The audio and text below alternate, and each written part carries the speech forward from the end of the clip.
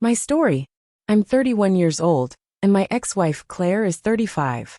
We got married 10 years ago, right after I turned 21 and graduated from college. Our marriage lasted for 5 years, and for most of that time, I believed we were happy. I certainly was. I work in IT, and back then, our relationship seemed stable. We rarely fought, and our intimacy was fulfilling. However, a few months before I discovered her affair, Claire's behavior toward me changed drastically. She became distant and cold. She had always enjoyed being affectionate and initiating intimacy, but suddenly, things started to decline. What used to be a daily connection turned into once a week. And then in the last 2 weeks before I caught her, there was nothing at all. I found out the truth when she left her phone unlocked. On the screen was a naked selfie she had sent to an unknown number. My heart sank, but I stayed composed. I took photos of her messages with my phone and went through her conversation with the man she was cheating with, some guy from the gym, whose membership I had been paying for. The messages confirmed everything. They had been meeting up and sleeping together in my own bed while I was at work. Instead of confronting her immediately, I stayed silent and made my plans. The following Saturday, I knew she would be at her so-called double yoga class, which usually lasted about 3 hours. While she was gone, I packed my belongings into my car and left. I had already spoken to a divorce attorney, and since I was 25 at the time without significant financial assets, I knew I would be fine. Claire, on the other hand, had inherited $200,000 from her late father. That money wasn't mine to claim, nor did I want it. We also had no children, despite her repeatedly saying we would start a family once she turned 30. Her 30th birthday came and went, but instead of having kids with me, she chose to be unfaithful. Claire had a college degree and worked as a teacher for 2 years before we married, but I was the sole provider throughout our marriage. After leaving, I placed the divorce papers on the kitchen table and walked away. Later, my phone exploded with messages from her, apologies, begging, and pleas for another chance. I ignored all of them. Her friends also reached out, some leaving nasty messages, calling me a coward, and accusing me of never loving her. But I refused to engage.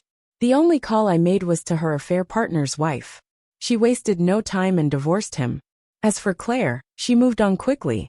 Just a few months after our divorce was finalized, she married her affair partner. The only time I saw her again was in court, in front of the judge, as we ended our marriage for good. When our divorce was finalized, it was a clean break. I didn't have to pay alimony, and we had no lingering ties. Claire never once looked at me in court. She kept her head down the entire time. She even brought her gym boyfriend along, who kept flexing and trying to look tough, as if he wanted to fight me. I just shook my head thinking, he gets what he pays for. Since then, I've gone on dates and had a few casual encounters, but I've never been in a serious relationship again. That was my choice. In many ways, I'm still not over what happened. I don't love Claire anymore, but the experience left me uninterested in falling in love with anyone else. After the divorce, I reconnected with old friends, the ones I had drifted away from because Claire disapproved of them.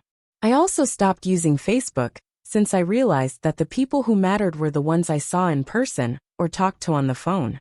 Apparently, Claire had spread a false story, claiming I was mentally abusive and that she had no choice but to leave me for her affair partner. My parents and close friends didn't believe her, but she even tried to tell my boss in an attempt to get me fired, probably as revenge for exposing her boyfriend's affair. The irony? She defended the guy's marriage when it was his newfound single status that finally made an honest woman out of her. I simply showed my boss the texts where she begged for forgiveness and admitted to cheating. He took one look at them, told me he was sorry I went through that, and gave me 2 weeks of paid leave to recover. Fast forward 6 years. I'm still single, still working in the same field and company, but making more money. Life is good.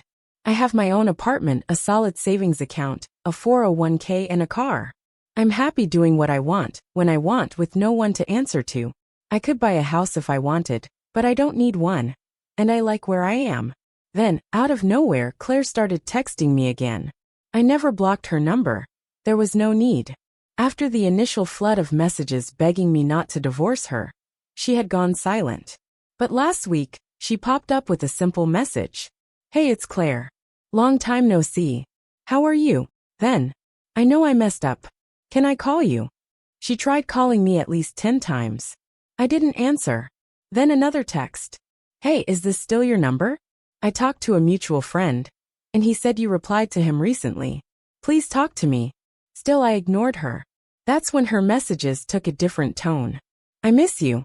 You were the only man who was ever good to me." Then came the confessions. "My husband is such a bastard. He hurts me. I don't know what to do. I made the biggest mistake of my life throwing you away. You were the best thing that ever happened to me." I still didn't reply. Then, she started listing different ways that Claire's messages kept coming. She started listing all the ways her husband had hurt her. I had no intention of responding or getting involved, so I reached out to a mutual acquaintance, one of the people who had called me a coward years ago, but whom I still had occasional contact with because of his family.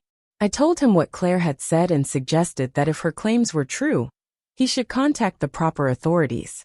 I made it very clear that I didn't care about Claire anymore. I didn't care if she ended up starving on the street or worse, but maybe her friends did. I even used those exact words. Looking back, I realized that if I truly didn't care, I wouldn't have bothered sending such a hateful message. But the truth is, I didn't want to be involved any further. I also suspected that Claire was trying to manipulate me, hoping I'd revert to the nice guy I used to be, the one who would have rushed to her rescue and given her a shoulder to cry on.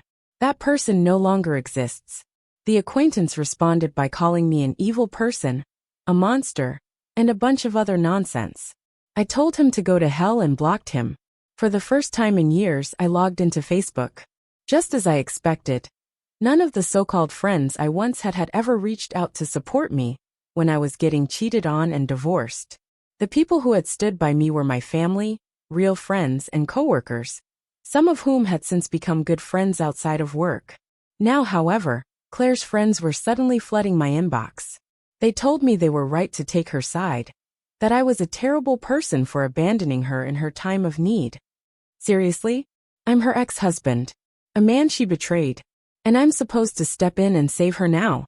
They knew about her husband's alleged abuse, so as her friends, what were they doing about it? I was just some guy she used to know, someone she hurt, discarded, and moved on from. Yet they kept sending me abuse. At that point, I had enough. I took screenshots of all the texts Claire had sent me, both her recent ones and the ones from years ago, where she begged me to take her back and admitted to cheating. Then, I posted them all over social media for everyone to see. Finally, they left me alone. Claire, however, didn't stop. She kept texting, furious about what I had told our mutual acquaintance. She accused me of never loving her, called me an evil person, and tried to guilt-trip me. I never replied. And honestly, I feel good about what I did. In my own twisted way, I feel like I finally have closure.